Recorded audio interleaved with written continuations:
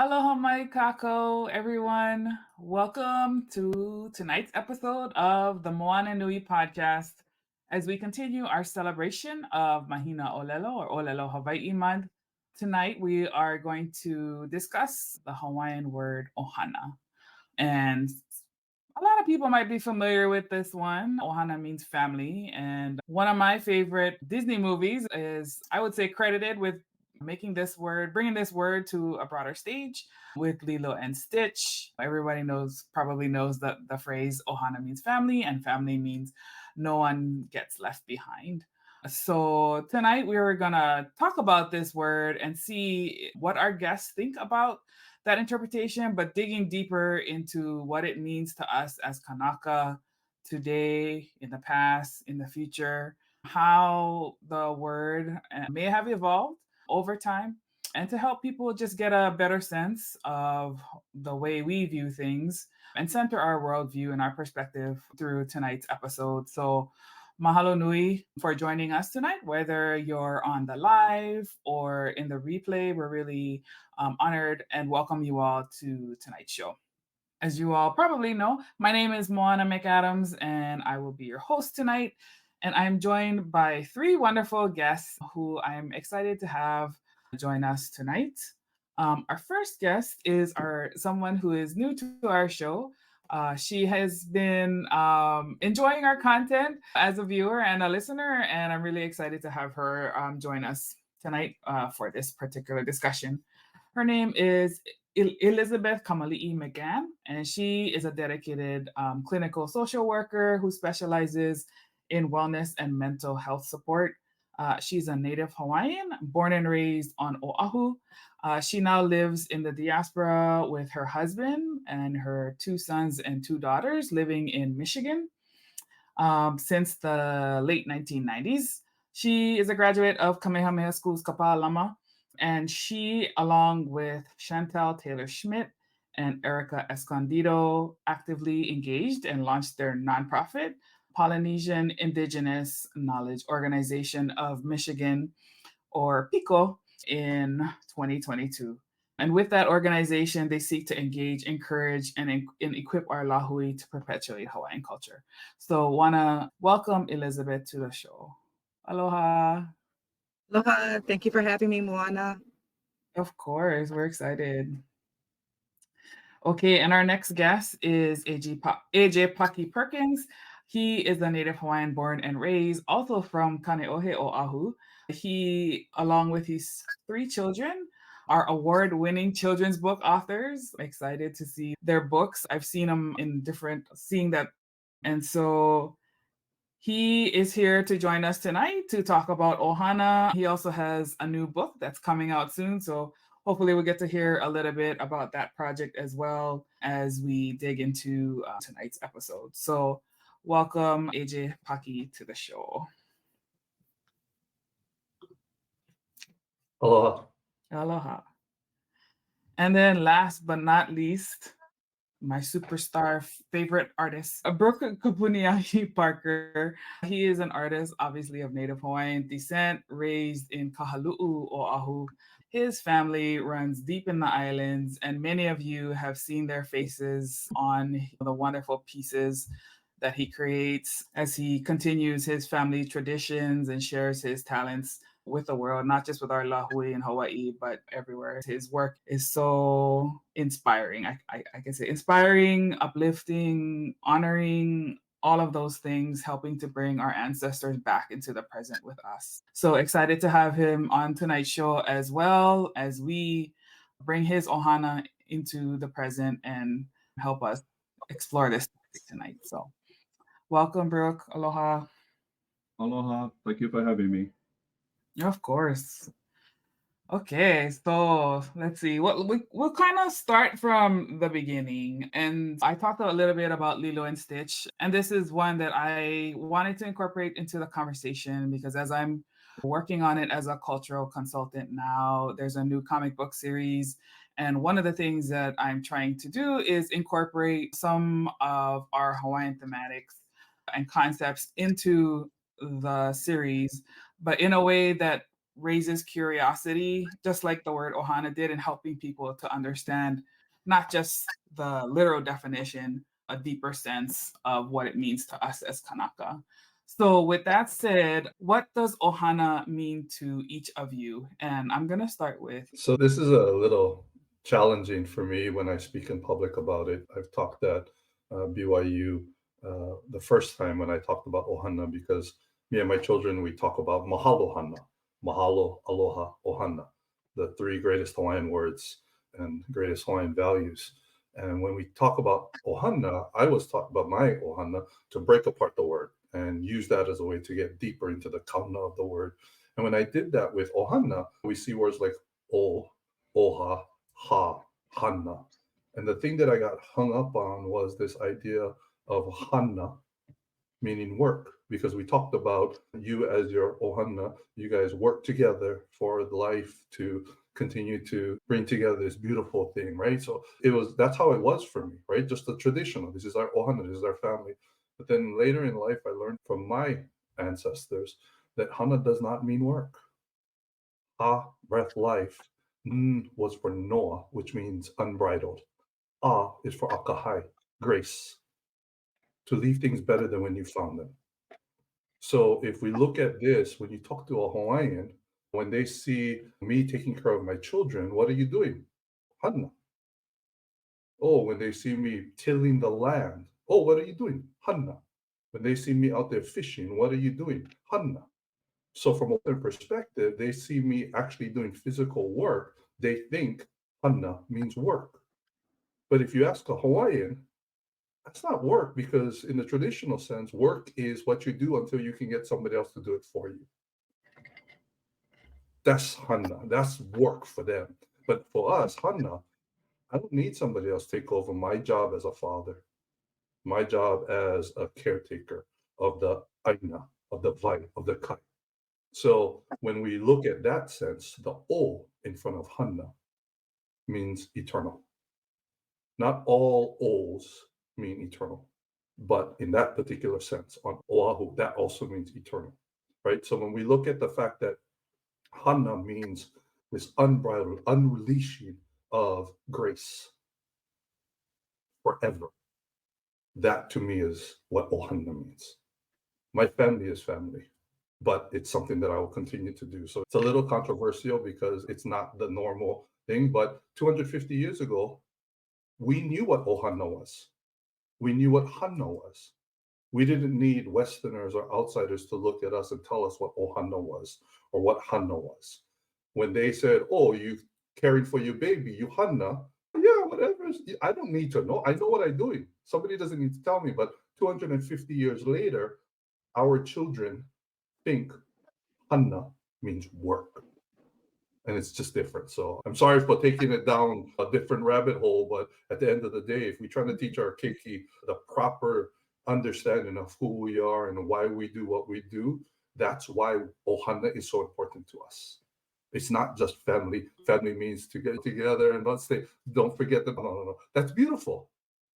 But that's not who we were, our people were. Kalamai. No, and no need to apologize. Mahalo for sharing that mana'o, because I definitely just learned something right there. I didn't know that either. So please don't don't apologize for things that don't align to like what is now common understanding. That's the whole point of having this conversation, to kind of dig deeper. So mahalo. I want to go to Brook because I see him. I know he wants to speak and add No, on to. I'm taking notes. I'm taking notes on what he said. Right? Awesome. Me too. Yeah. Oh yeah. Yeah. So anyway, just want to preface it with these two statements. You've probably heard it before. No other success can compensate for failure in the home. And also, the most important hana you will ever do will be within the walls of your own home. So you want to talk about family, it starts in the home. Okay. And having said that, with us as Hawaiians, especially the ancient Hawaiians, family history, our genealogy, religion, and history are like triplets. They're so interconnected that one couldn't exist without the other two. It was the social glue that held a society together for thousands of years. To modern Hawaiians like us, these ancestral ties still remain as valuable links and are innately treasured by us. We are what our ancestors were. The eyes, the hair, the height, as well as many other physical features are recognizable in many families. The laugh, the temper, the talents, the high blood pressure, the heart disease, etc., as well as other emotional and mental characteristics are also readily recognizable in certain families. It appears that these traits are genetically perpetuated from generation to generation because so many of these physical, mental, emotional, and even spiritual characteristics are transported down through the corridors of time. When identified correctly, it affixes to each Hawaiian and to each Hawaiian family a unique genetic print. A navigator at sea who has lost his point of origin cannot possibly know where he is presently. Therefore, in conclusion, he has also lost his destination. Persons who do not know their ancestors and their past, likewise, cannot truly understand themselves in the present, and their future is unsure. Genealogical research is one of the most satisfying individual accomplishments a person can experience. To gaze upon a great grandmother's face in an old photograph, or read a letter written by an ancestor gives tangible dimension to any name found in your family records. Ancestors become real. Hearts are open, and eternal connections are made. They are no longer just a name among names on a piece of paper. Your own self-worth is increased as pride in their long ago accomplishments become part of your own right of inheritance by helping and inspiring you to accomplish your personal goals and dreams.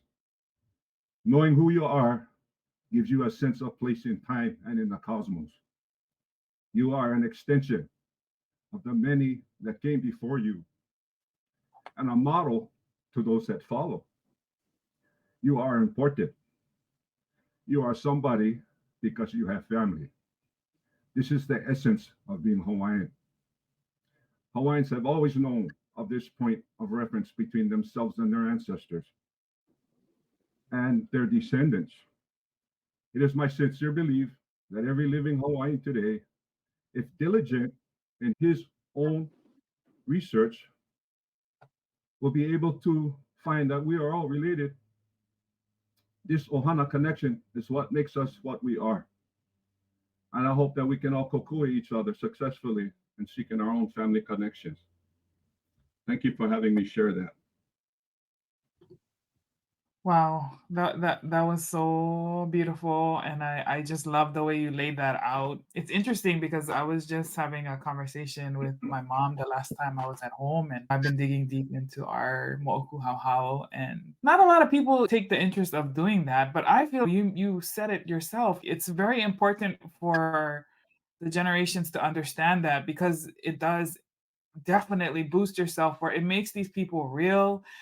It shows where you come from. You cannot, it's harder to not embrace your kuleana when you know where you came from and you understand that you have kuleana too. We often look at our ancestors, but we also have to ask ourselves, right? Like, when I'm not here and somebody else is here, what do I want them to say about what kind of ancestor I was, right? Mahalo for that, mana'o. I'm chewing. You guys are giving me so much tonight. Elizabeth, I saw you nodding over there. What are your thoughts on this big question? Oh my, big question. ʻOHANA, I'm gonna say for me personally and for my ʻOHANA, it does mean working together and being connected. And it's just regardless of where we are physically in our space too. And I will agree with both Brooke and AJ and your descriptions of ʻOHANA, and that the essence of a Kanaka family is radiated. We by just coming into the room, the way we speak, our mannerisms, our natural love for other people without other expectations. And I'm going to also say it is the ʻOHANA.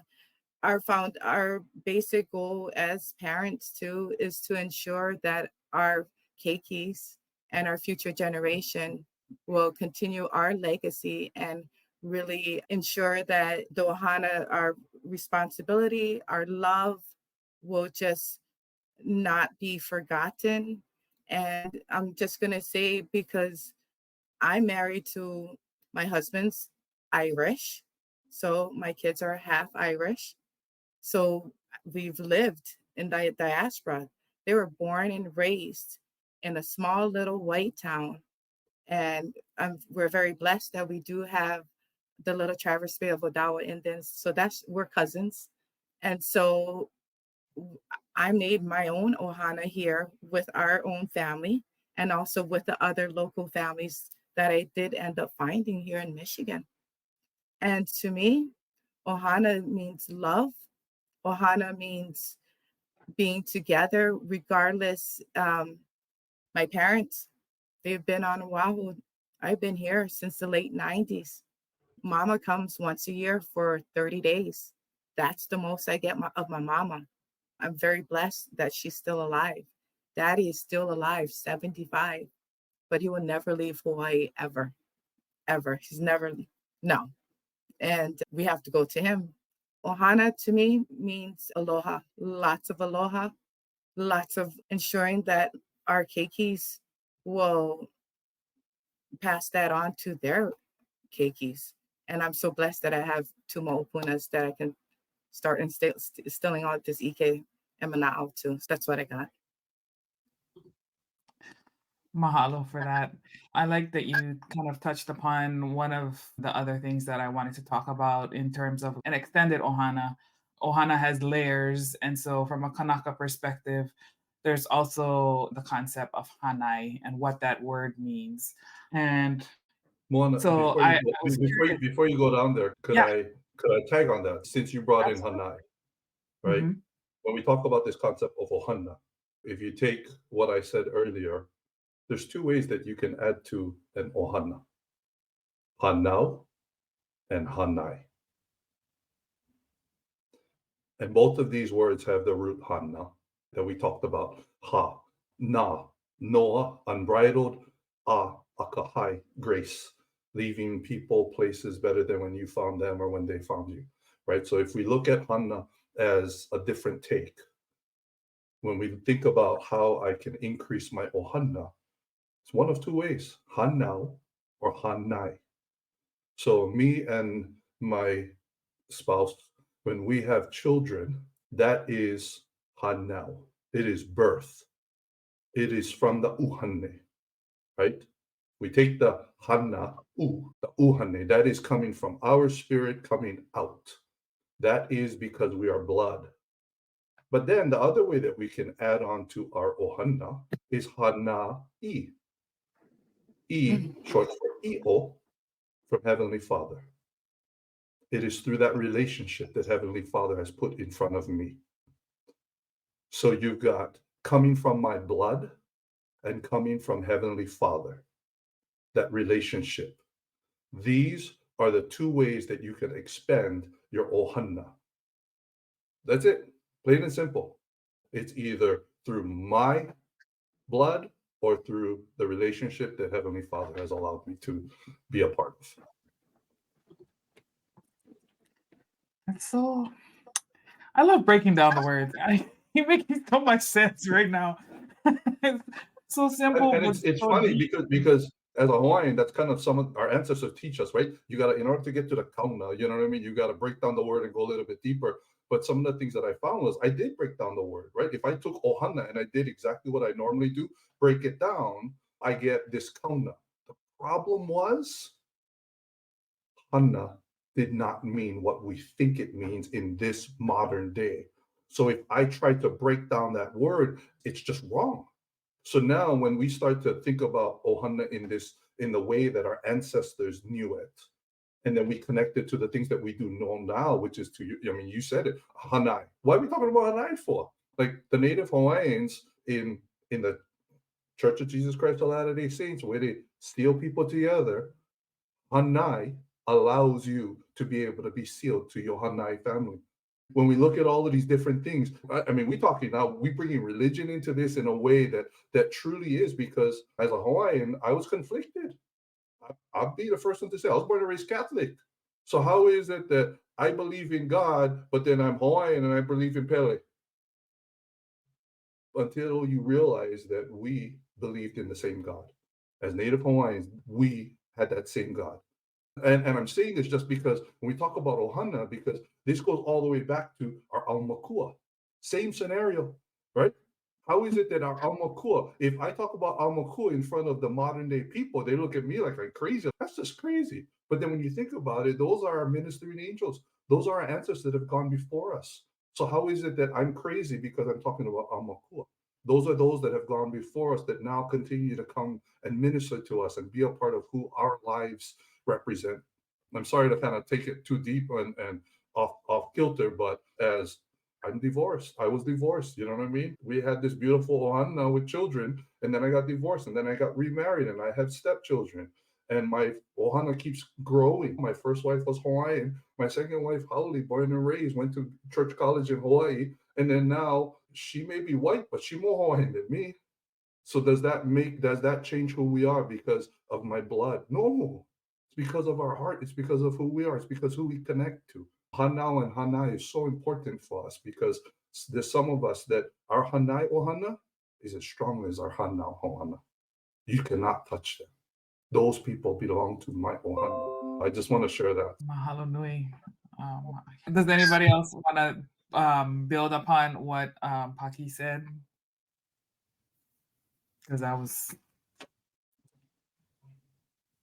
very awesome. I guess I'll speak to that. Yeah. Thank you for bringing that up, Paki. And that's what it is. It is Hanai. That's what I ended up doing here. And I am blessed in the sense that both of my siblings did come and follow me. Actually, I have 3 siblings here.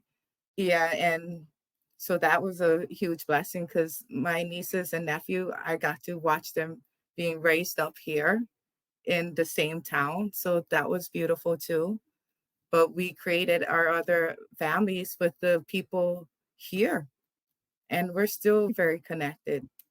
That's my Hanai family. And like you said, I'm going to tell you, one of the things that stuck to me from my pastor is he would tell me, how did dancing hula honor Jesus Christ? That's what he would tell me. And I would say, what are you talking about, Pastor? He would ask me questions like that and make me think. And of course, then I would come to the conclusion, I am still honoring Jesus Christ in a different way. It doesn't, and I'm going to also I realized that his perspective was a different perspective.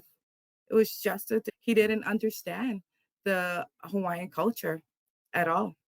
But I'm very blessed to have him as my pastor for 20 years too. And he's still alive. That's all I got.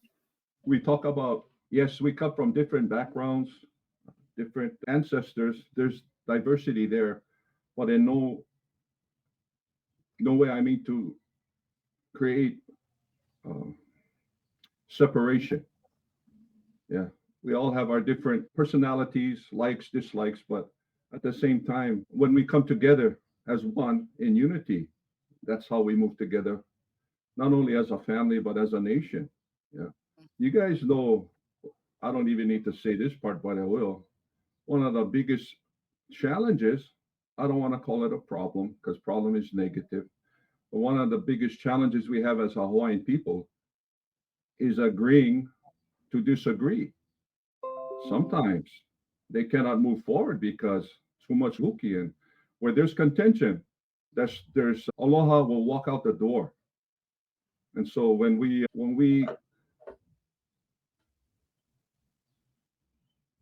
not understanding to each other, or sometimes even being forgiving, then we're not going to get very far. When I talk to the children, I go and I speak different, and even adults, I ask them, any of you have sibling rivalry?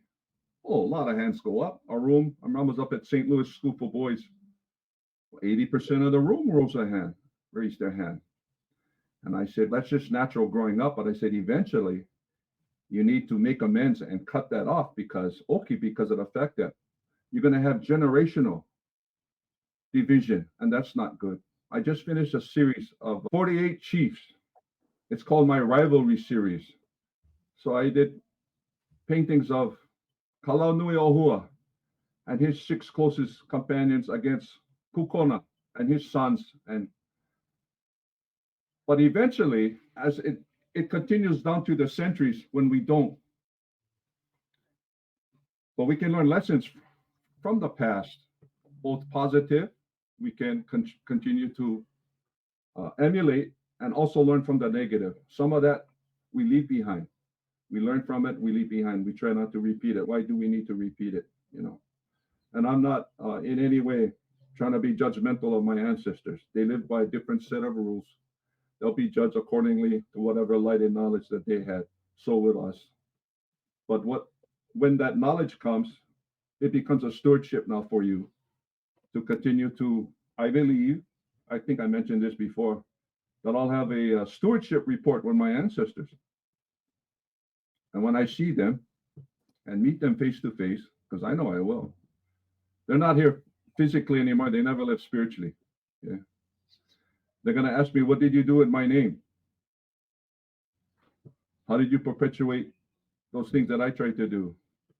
And I don't want to be hiding behind a rock. I want to be able to give a good stewardship report, doing the best I can with whatever talents that I was blessed with. And even in my discourse, when I use the word proud, I use it very sparingly because sometimes people have a tendency to think that they had something to do with that. Now, I mean, it's okay to work hard, to really sacrifice and reach a goal. That's wonderful, but I like to interchange the word proud with thankful and grateful. It'll fit every single time. I'm thankful and grateful to be of Hawaiian ancestry, but also I'm thankful to be Chinese, Scottish, Portuguese. It's all important. It's all important. That way, you're always giving thanks to where credit's due, and that's from Akua for those things. Yeah. And a wonderful thing about that too, when adversity hits, and everybody has had adversity in their own lives, that's how we get stronger. We might not like it. We might not sign up for it. Sometimes it is self-inflicted. We don't get to choose the adversity, but we always get to choose how we react to it. Easier said than done, I know. But with knowledge of ancestors that did hard things too, you can do hard things. They did it. Why not you? And I know for a fact that they come and help. I know that. So thank you for letting me share that.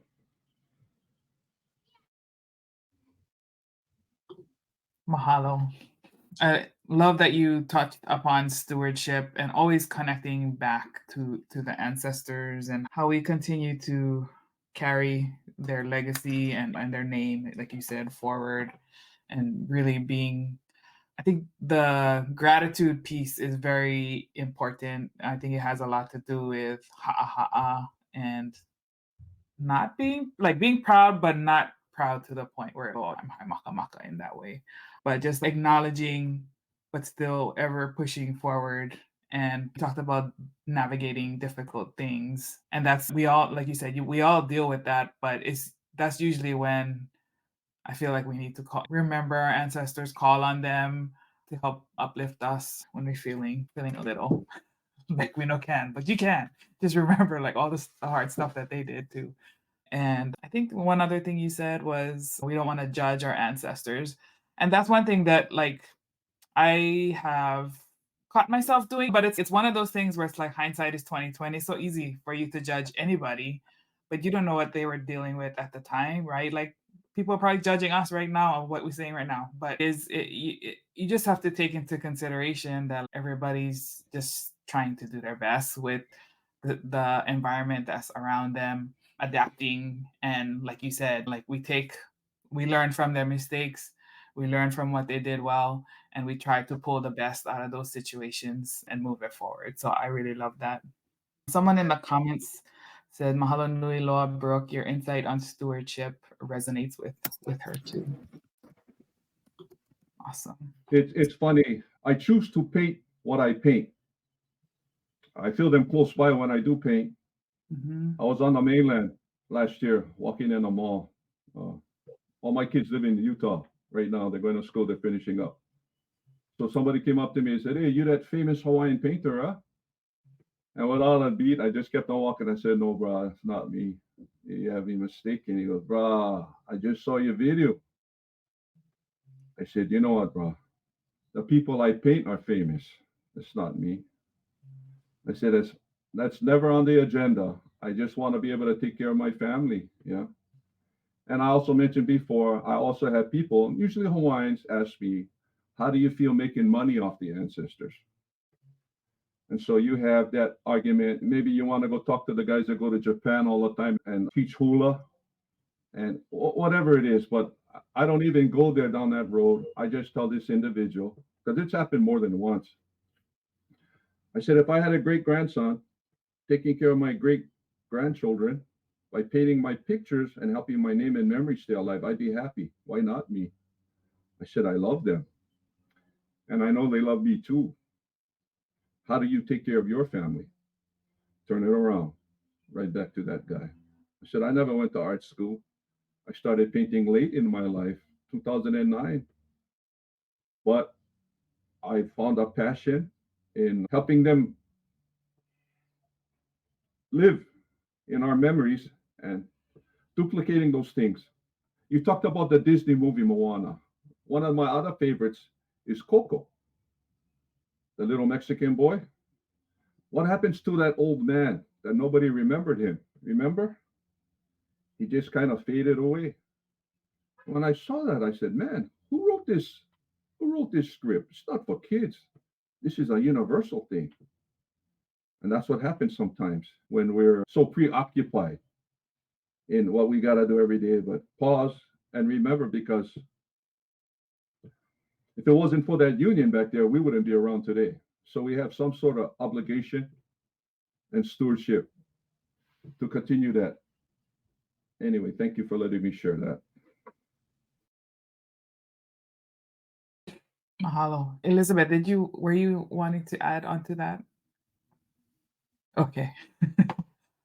Yeah, I think it's funny that you mentioned the old man and what happens with the stories when we don't tell them. That's why I like to always call like people to tell their stories, because if we don't talk about our ancestors, if we don't talk about our kupuna, who's even gonna know that they existed, right? And to me, it's part of our kuleana to honor them, to keep their stories alive, to inspire those around us, and to remind us. Paki, you want to add? No, Okay. that was awesome. Sorry, I thought I saw you wanting to jump in. But yeah, no, so that's beautiful too. Let's see. Part of what we want to do with the podcast, we're sponsored by Papa Ola Lōkahi. So I kind of wanted to incorporate like the mental health aspect of this. And some people would be like, how does this relate to mental health? And Elizabeth, I want to go to you first, because that's kind of like your area of expertise. If somebody was to ask you, how does ʻOHANA relate to mental health, how would you approach that question?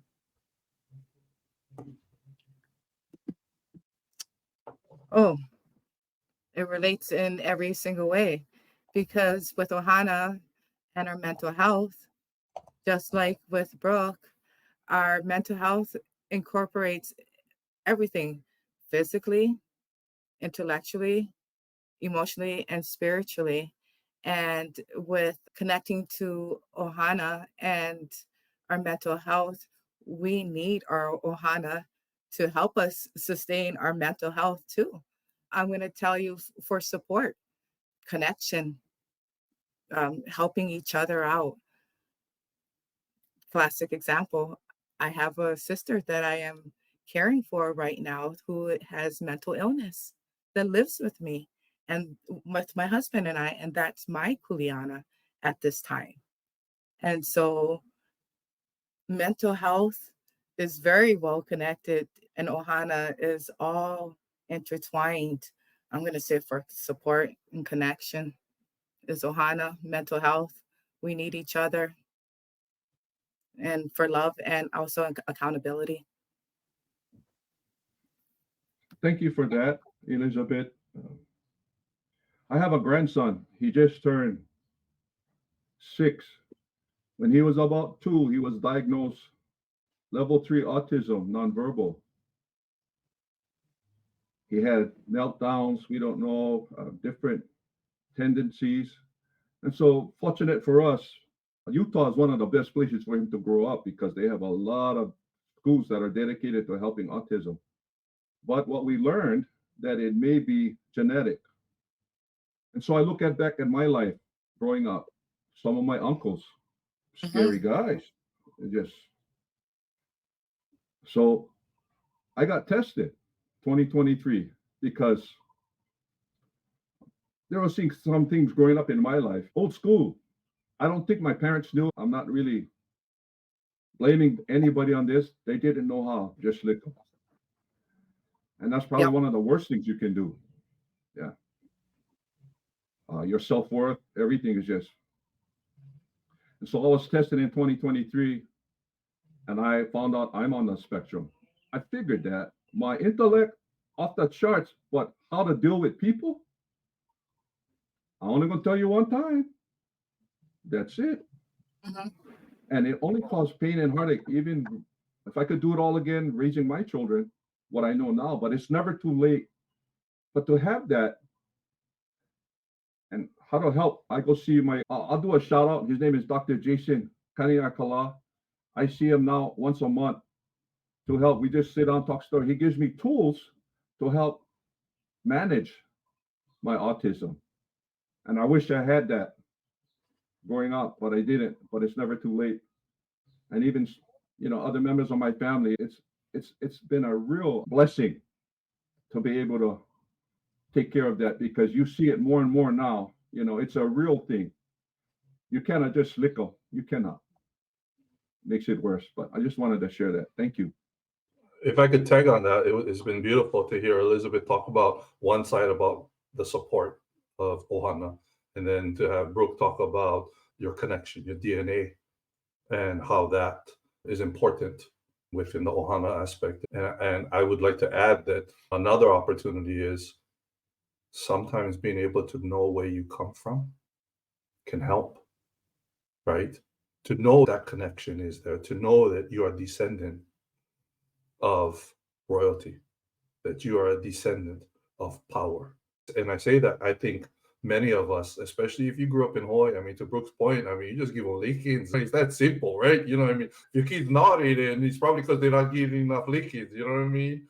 But in this day and age, like Brook said, you cannot do that, number one. But it was interesting because I have 2 daughters that are dealing with this. And then now my son, I just found out. So all 3 of my kids are dealing with anxiety and depression. And I'm like, what the heck is wrong with you? You know what I mean? Now, they don't live with me. They live with their mom. And it's not nobody's fault. There's no blame here. But now, to Brook's point, we have to treat our children different, number one. But for them to be able to know where they came from, to know that this is where you are descended from, these are your people, it gives them the ability to stand up a little taller, to be able to know, you know what, I can do hard things. And we talked about this earlier, right? Whereas before, it's, you know what, this is, my dad is bad, my mom is bad, everybody bad, you know what I mean? So I must be bad, right? When you give them that ability to connect to those that went before them, it helps them to be able to say, who am I going to be for those that come after me? I think when we look at all of these different ways, whether it be ʻOHANA as support, ʻOHANA as the DNA that helps shape who we are in our posterity, as well as knowing the connection that you have in the past and what you can be for the future, I think it just continues to give our children more tools. Absolutely. I like that you talked about anxiety and depression because I think that's a huge one that we see, and I think we're still coming to understand that a bit more and really what that means. I think we've had people dealing with this whole time. It's just now that we have terms for them, right? I think COVID exacerbated it, right? I mean, Yeah. when you add COVID to it all, it literally was like pouring water on the table because it just spread, and now it's, oh, okay, wow. I mean, so I definitely feel that was the gas that lit this fire for it to not only be larger, but more prevalent for people to actually talk about and hear and listen and actually raise their hand and say, I'm not doing okay. So Yeah, exactly. And old school, just suck it up. yeah, Suck it up, man. fuck it up, buttercup. Put on your Yeah, big boy suck it pants up. and just keep Yeah, going. yeah. And that's Don't Cannot be do what that Pam anymore. said. Yeah, cannot do that I anymore. Yes, and I remember think go ahead. I think things that you can tell a lot has changed over the years in regards to mental health and how society and our culture has really grown to kind of, it's okay, kind of normalize it in the sense, especially because of COVID. There's a lot of support with the social media that really promoted stuff with telehealth being available.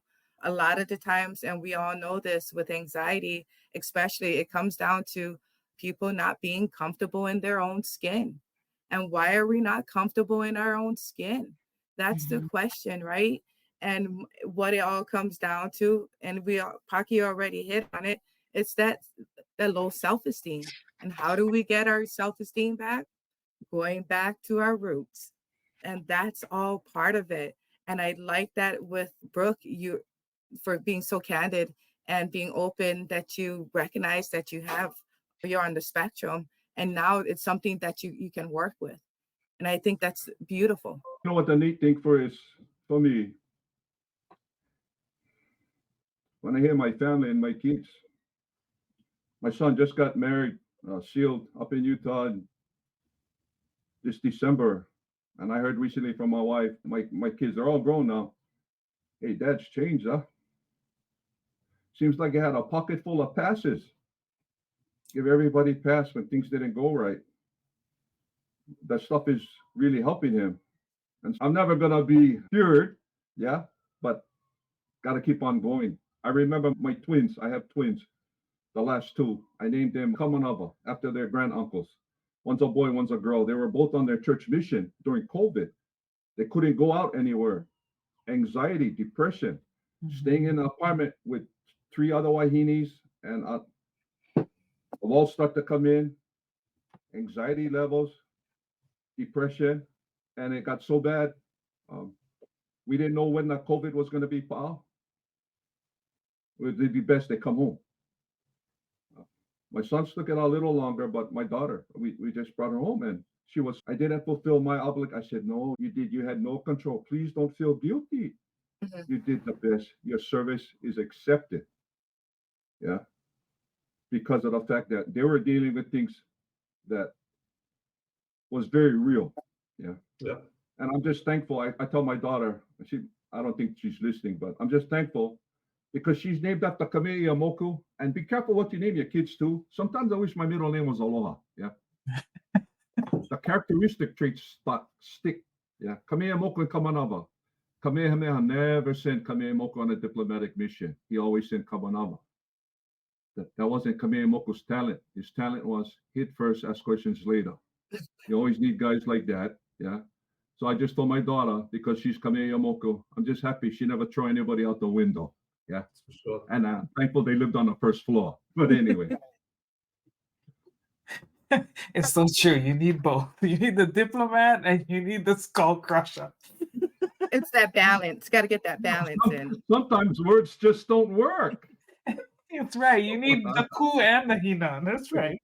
Yeah. Cool and the Hina. 100%. And if you're lucky, you get them in one person, but that's you don't always get that. And I'm going to address one more thing in regards to mental health, is substance use. That is a big issue that is related. It is mental health issue, is substance use disorder. And especially our Kanakas. I grew up with parents who were crystal methamphetamine addicts. My siblings, I've experimented trauma, intergenerational trauma. So honestly, growing up, I'm going to just be frank, growing up by learning by fear, I made that conscious choice to change that and teach my kids by love. And it's all about changing our stories, right? I cannot blame my parents at all. They did what they knew at best. And so I'm going to say with substance use disorder, that's something in our Native communities really needs to be addressed. And it's all that I'm going to say is due to the intergenerational trauma.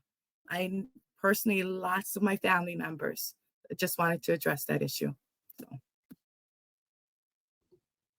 Yeah, I think that's an issue that's prevalent in not just the Native Hawaiian community, but I've heard it being talked about in Pacific Islander communities as well. And it's something that I feel like we need to talk about more, kind of normalize those conversations too, and try to. I think everybody probably has somebody in their family who has struggled with substance abuse for a variety of reasons. I talk about my father a lot, and I usually talk about him in a positive light because he was such a powerful force in my life. But he was one who struggled with substance abuse, and for him, it was compounded by his service in the Vietnam War, all of those horrors that he brought home, and some things that I never realized until after he had hala and he passed on. And his friends who old uncles who's like, oh yeah, they start telling you the stories, and I'm like, wow, how come I never knew all of these things? But yeah, it's just those things can be tough things to talk about, right? Because it requires vulnerability and trust in the people that you're sharing that with, that they're not gonna judge you, right? Hopefully, Elizabeth, we can maybe have an episode that you can join again, and we can kind of talk through some of those things and start to open up those conversations and create the pu'uhonua safe spaces for us to talk about it openly, and some ways we can help each other and our ohana, whether it's our own ohana or our extended ohana, help to navigate some of those, maybe figure out things that have worked and things that maybe didn't work so much, but just really just opening up that space. So mahalo for that. Okay, so it looks like we've got about 8 minutes left. Let's see. I think we have time for one more question. I think So maybe we talk about trauma, different things. We become empathetic to others that may be struggling through those same things. But if I can do it, you can do it too. This is what worked for me. Let me try help you. Instead of, there's a difference, I believe, between being sympathetic and empathetic. Sympathetic, Putin. Yeah. Empathetic. I know you're going through a difficult thing. I went through something simpler, but I'm not trying to compare. But this is how I handled it. Maybe you can try this way too, or just give them that love and give them the time they need. Just be their friend. That's all. Just wanted to add that. Yeah, wonderful. But I think kind of going off of what you just said, what lessons or values can people outside of Hawaiian culture, so from a universal perspective, what are some lessons that people can learn from ʻOHANA and how we view it? What can people maybe take away from the things that we embrace and honor so much in our culture? Paki. You heard me say it really quickly. You heard me say this before. I think that's why people fall in love with Hawaii. Yeah. They're buying land, people with deep pockets. Yeah. Bahamas get nice beaches too. There's beautiful places all over the world. But what makes Hawaii special?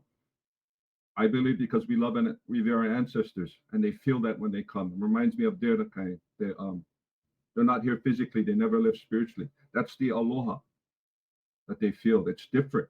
It's supposed to be. Right now, I mean, you read the news headlines at home where I'm at now. Not very good. People are not living aloha. Yeah. But anyway, I feel that's what makes one of the special things that makes Hawaii special is because of that. I taught my children the three most important words in Hawaii: mahalo, aloha, ohana, because they rooted us into who we are. This idea of ohana, it's this unifying effort, right? If we start to look at the things that we talked about earlier, as far as hanai and hanao, and we're all connected, and we're all brothers and sisters. Truly, we are. I was taught by my mom, boy, you don't need like everybody, but you got to love everybody. That right there is the big thing for all of us. I don't need like everybody. I don't need to come over there visit you every single day, but God forbid you ever in trouble, you call me, I always gonna be there. That's Hawaiian style. That's aloha. That is giving without expecting anything in return. That is knowing that ha, that when being able to express our ha and exchange our ha, that's mahalo, right? Mahalo is acknowledging and saying thank you for allowing me to be in the presence of your divine breath. That's the kauna of mahalo. Similar to aloha, that means when I pass you my ha and I get your ha, that means I will not harm the air that you breathe, and you will not, because it will harm the air that I breathe.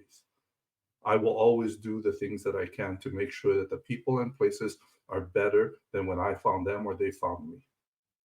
So when we look at us as a Hawaii people, right? They say, oh, you guys are in the middle of the ocean, so you guys are separate. No, that's not true. The ocean does not separate us. It's the vai that actually connects all of us. So shame on anybody for thinking that we're in the middle of the Pacific Ocean. It's the water, it's the vai that gives us land. That is us. Ha, the breath, the life. Vai, the water that flows in us, within us, and everything around us. And the I, that is the spirit that comes above us. That is Hawaii. That is who we are. That is who we should embrace everybody else to be. The water does not separate us. It connects us. We are ʻOHANA, every single person on this planet, past, present, and future.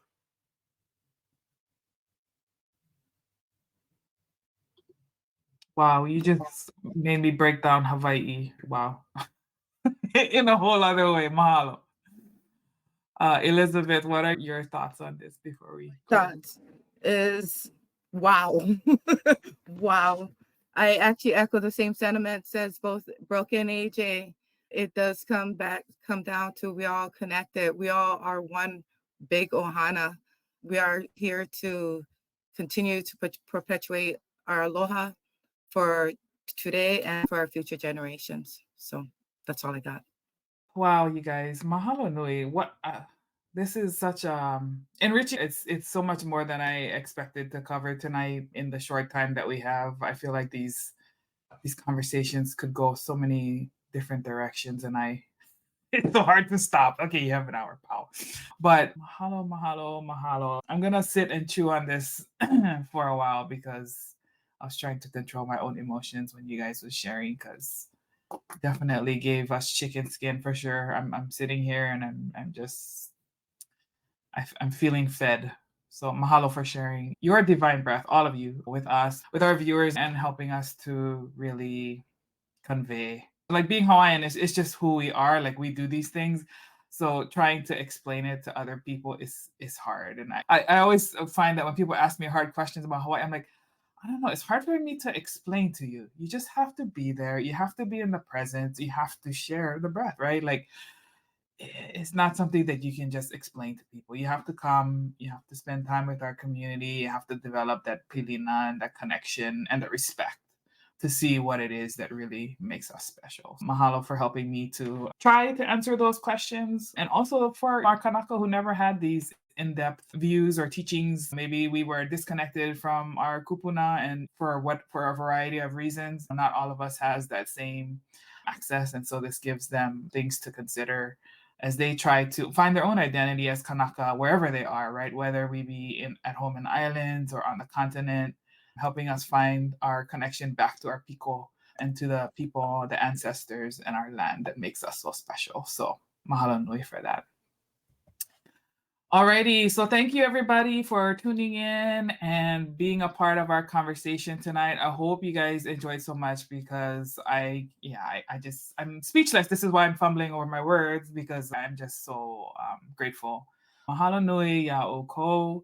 Thank you for joining us. Next week, we are going to close out Mahina Olelo with our last panel next Thursday on Pono and Palina and what that means to our community and how it connects back into all of the other concepts that we've already talked about this month, which is Kuleana, Malama Aina, Aloha, ʻOHANA, and then closing out with Palina. So again, thank you guys. I hope you guys enjoy the rest of your week, enjoy your weekend, and we will talk to you all soon. Bye-bye. Mahalo. Oh, yeah, okay.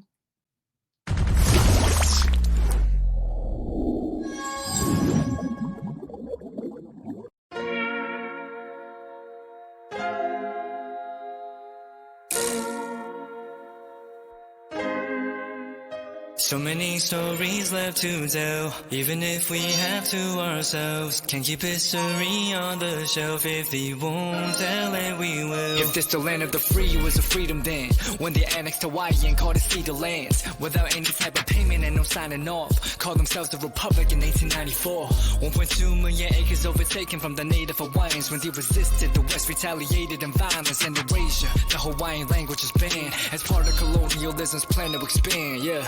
Stuck between a rock and a hard place. Multiple bombings of Kaho'olawe. As a part of their ongoing war with Asia, used it as a place for target practice. No consent or compensation. Colonizers call for annexation.